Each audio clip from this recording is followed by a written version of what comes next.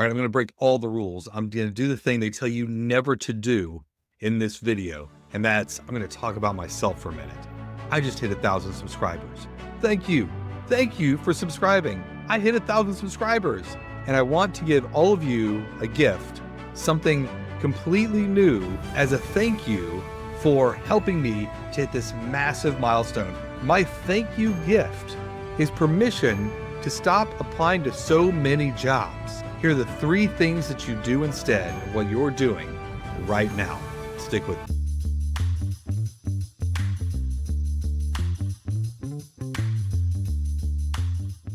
Now you may ask, why in the world would I say to stop applying to so many jobs? Because it feels like the thing that you can do, the way that you can control whether or not you get a job is to apply to more jobs. It's a numbers game, right? The more jobs I apply to, the more likely it is that one of these things hits, right? As it turns out, that's not true. Did you know that 90% of jobs are filled outside of job boards? Meaning the place that we go and look for jobs that are advertised and apply for the jobs, 90% of the time, Indeed, LinkedIn, Glassdoor's jobs, any of those job boards, Naukri in India, none of those things are the things that are ultimately used to help find the right person to fill a job by a recruiter. That seems crazy, doesn't it? It does, but it's absolutely true.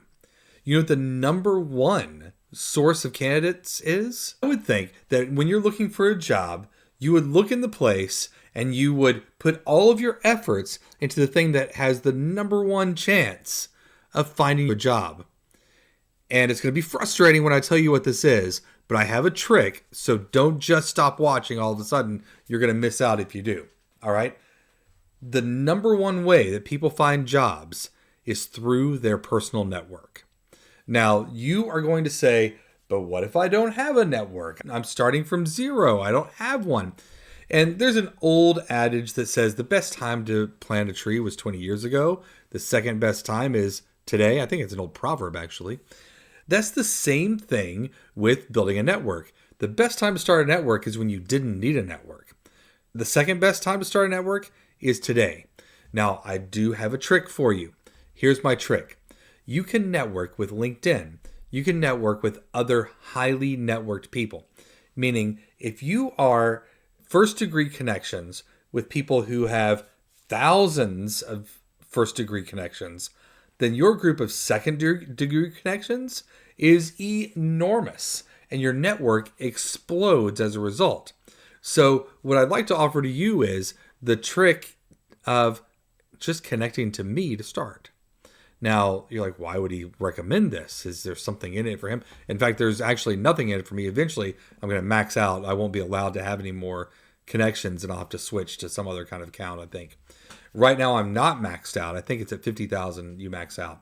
I'm getting there, but I'm not there yet. I am connected to 25 years worth of recruiting contacts and hiring managers and other people around the world that could help you in your job search. And I would like to offer my network to you. And that is part of my gift to you. My network for you to use in order to help find a job. By the way, I'm just going to give you a link straight to my LinkedIn. That link's going to show up right here. And you connect to me. The way LinkedIn works is if you have those connections and those connections have more connections, then it explodes from there. The other thing you can do is look for LinkedIn Open Networks or Lions. Other people, they'll have Lion. You can do a search for Lion and connect to as many Lions as you can find.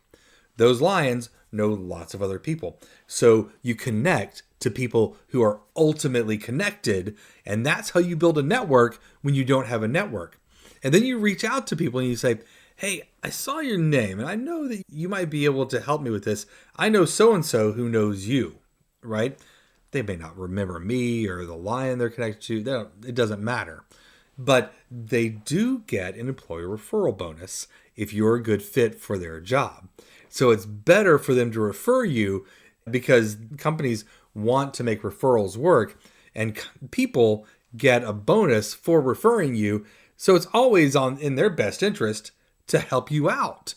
Why would you not try this? So let's try it. All right. So, number one thing that you should be doing instead of applying for jobs on a job board, building your network and talking to your network about jobs. Number two, let's talk about your resume for a minute. You're doing your resume wrong. The way that you've been told to do your resume is absolutely incorrect. Now, most people will tell you to create a resume and they'll give you the pretty formatting for the resume and it'll be nice and clean. And that was really great when we printed out resumes and handed them to people. They'll tell you it can only be 2 pages long. That's a total bunch of BS. Guess why? Nobody knows where the page break is anymore. We're not printing that bad boy. It's not happening. So it doesn't matter. Your resume should list everything on it that is related to that job description. The thing that's going to be most likely to pull you up in a search on that recruiter's list or to rank you up by relevance inside the recruiter's system. Your resume is a marketing document, and that marketing document's job is to help catch the eye, catch the attention of a recruiter. Now, does that mean that you make the longest resume on the planet? No.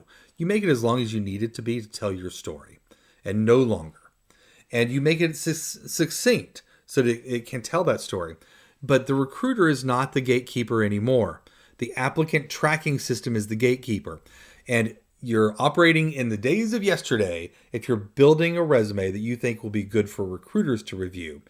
That's not what's important. You need to build a resume that's good for an ATS to review, an applicant tracking system. Then the recruiter will pick it up from there. The other thing you want to do is have a simple resume for the applicant tracking system. And I have a template. It's actually a super simple template. It's going to be here. I'm just giving links all over the place, all the free gifts, just throwing them out there. You get all the free stuff today. So hit that one. That is a template you can download. And when you download that template, it's super simple. It's got some bullets you can hit. It's a high level view, not a lot of formatting. I tell you exactly what to put and where to put it. Very simple to use template with simple formatting that doesn't confuse the parsing engine on the applicant tracking system. And let's just face it, applicant tracking systems technology altogether is not that smart. And we want to give you the best possible chance of getting past that technology. All right. So the number 2 thing you should do is build a resume that can get past the applicant tracking system. Number 3, when you find a lead, that lead is way more precious. All those job board leads, those were just throwaway. Those are like garbage. You're just tossing those away. 250 people applying to every one of those jobs. But if you get a lead through a network, then that's a precious lead. And you need to find the hiring manager. Now, the place you start is through your network. Hey, do you know who the manager is on this? Do you know how you can find that out? And you're working that process. Now, if that doesn't work, you can be a bit of a detective. You can research that. You can look it up and find the hiring manager on that. I encourage you to watch my How to Find a Hiring Manager video on my channel. And I'm going to try to link that right here if I'm not out of links. They only let you do so many. So if I can still link one, I'll link it there. You can check out how to find that hiring manager. There's little clues inside the job description. They'll tell you, oh, it works for this person. It reports to this department. It does this thing. When it gives you those little clues, you can take those clues and apply those clues in LinkedIn searches. Super great thing to do. I hope this is helpful to you. These are all the things you should do instead of applying to so freaking many jobs. This is my permission to you to stop applying to jobs because only 10% of people are hired that way. 90% are hired through other means. The biggest of those is through employer referrals. That's over 30%. You want to be the best at that. Really good companies at employer referrals, it's over 40% are hired that way. You want to be on that train. So let's get you on that train and let's get you ready to get hired right now. I wish you the very best of luck in your job search.